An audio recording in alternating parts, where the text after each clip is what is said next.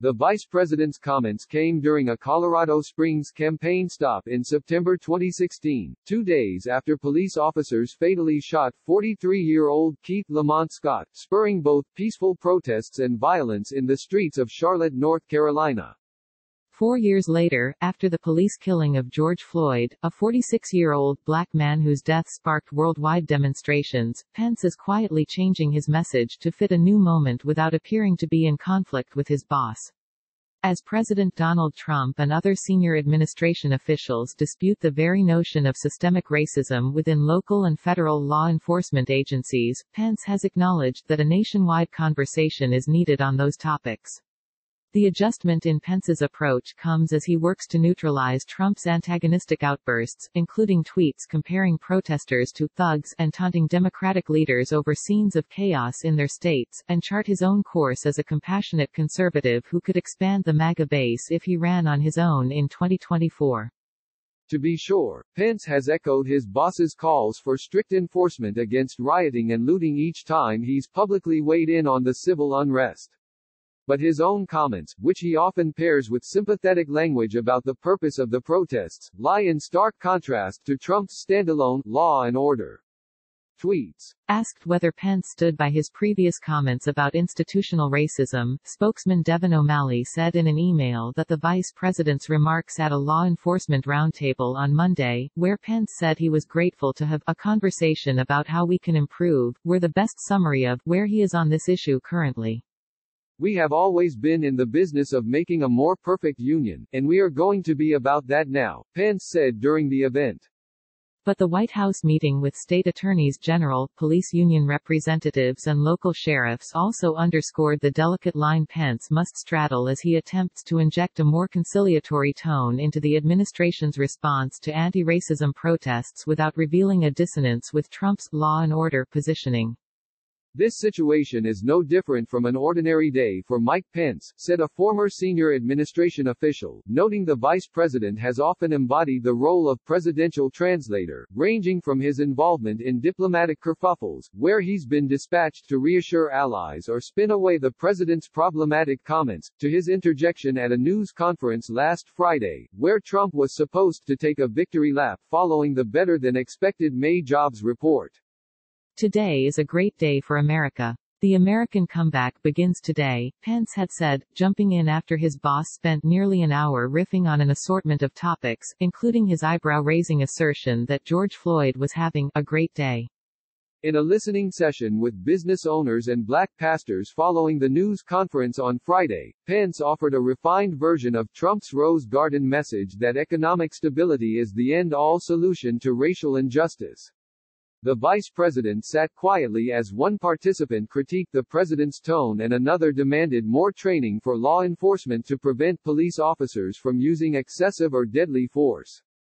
At one point, Pence acknowledged that the economy alone cannot deliver racial justice. It will not be enough for us to just heal our economy.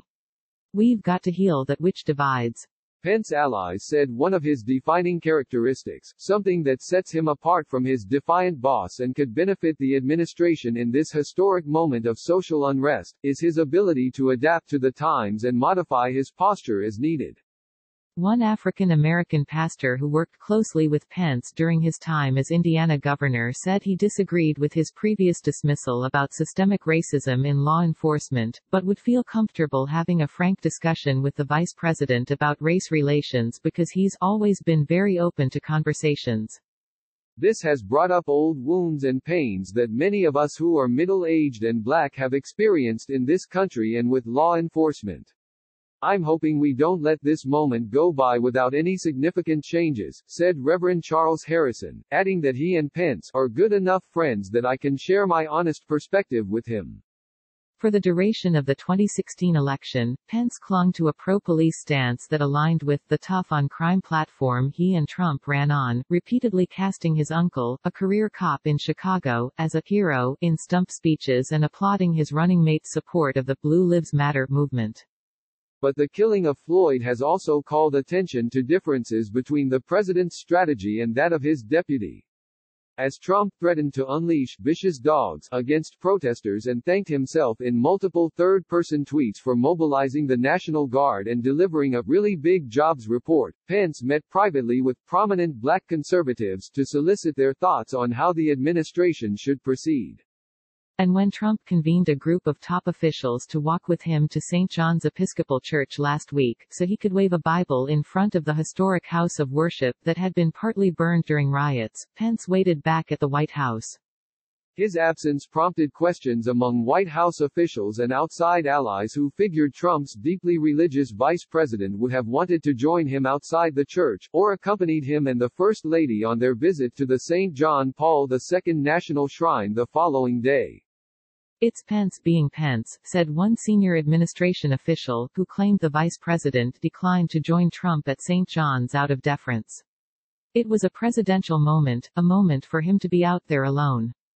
The hard-to-ignore differences between Trump's hard-line comments and Pence's quiet outreach to affected communities is in some ways emblematic of the challenge Republicans face as they wrestle with Trump's incendiary rhetoric on race and the simultaneous desire by some party figures to build a big tent coalition.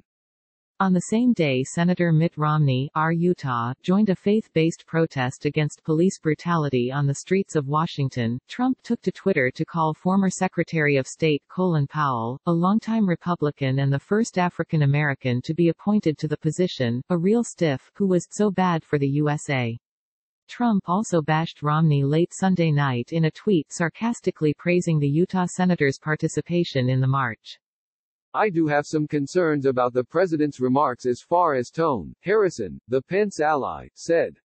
"I haven't heard the vice president's remarks since these protests began, but I am hoping to talk to him very soon."